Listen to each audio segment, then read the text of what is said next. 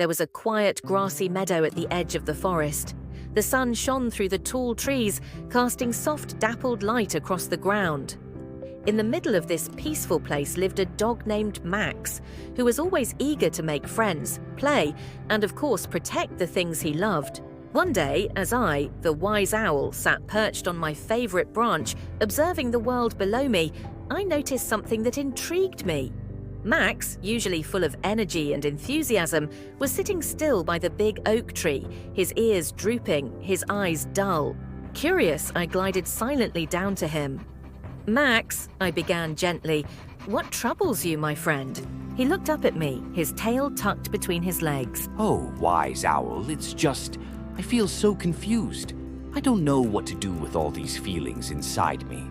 I perched beside him, my wings folding neatly as I studied his face. "Feelings, you say?" I asked, my voice soft and wise. "Tell me more, dear dog." Max sighed deeply. "Well, wise owl, sometimes I feel so happy, like when I'm running through the meadow with my best friend, the wind in my fur, the joy of chasing after the butterflies. I feel so free, like I could run forever. But then, other times, I get angry, like when my favorite ball gets stuck under the bushes and I can't reach it no matter how hard I try." I nodded, understanding. "It sounds like you have strong feelings, Max. Sometimes those feelings can be confusing, can't they?" Max wagged his tail, but only a little. "Yes, they can. And sometimes I feel scared too, like when there's thunder in the sky. I hide under the bed and curl up in a ball, hoping it will go away. But then, later, I might feel brave again. It's like my emotions are always changing." I could see the conflict in his eyes. "Ah, the cycle of emotions. That is something all of us experience, Max. We feel joy, we feel frustration, and we feel fear. But you know, feelings are not bad. They are all part of who we are." Max tilted his head, listening intently. "But why does it feel so hard sometimes, wise owl? I don't want to feel angry or scared. I just want to be happy all the time." I chuckled softly. "Ah, yes, we all wish for happiness to stay with us forever. But dear friend, just like the wind, emotions come and go. The key is not to stop feeling them, but to learn how to understand them and use them wisely." Max's eyes widened. "Use my emotions wisely? How do I do that?" "Well," I began, stretching my wings slightly, "let me tell you about the time you were angry about that ball under the bushes. You barked and scratched, and for a while you even growled at the bushes, didn't you?" Max nodded, his face turning slightly red in embarrassment. "Yes, I did. I was so frustrated." "And what happened after?" I asked. I calmed down eventually. I realized that getting angry wasn't helping me at all. So I stopped barking and tried to think of a way to get the ball out." I smiled. "That's right, Max. You allowed yourself to feel angry, but you didn't let it control you. Instead of letting the anger take over, you found a way to solve the problem.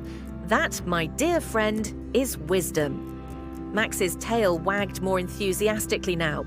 "So, when I feel scared of thunder, it's okay to feel afraid, as long as I don't let it stop me from being brave later?" "Exactly," I said, proud of him. "Feel your fear, acknowledge it, but don't let it hold you back. You have the power within you to feel your emotions and then choose how to respond. Remember, bravery doesn't mean not feeling afraid. It means feeling afraid and still moving forward," Max barked happily.